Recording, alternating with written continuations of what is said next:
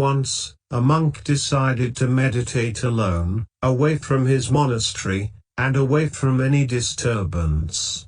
There was a lake nearby. Monk decided to take a boat out there and meditate in the middle of the lake, alone where there will not be anyone to bother him. In morning, monk takes his boat out and rowed it to middle of lake. Then he closed his eyes and began his meditation. After a few hours of undisturbed silence, he suddenly felt a bump of another boat, colliding with his own. Monk kept his eyes closed, but started thinking about the other boat, and his anger started to rise. Monk thought to himself that he came to lake so that no one would disturb him, and still here came someone in a boat and bumps into his boat. This thought made him more angry.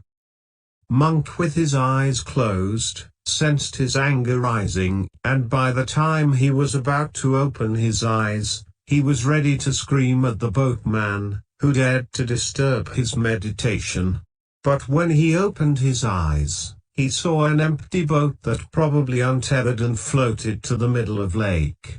At that moment, Monk understood that the anger is within him, and it merely needs bump of an external object to provoke it out of him.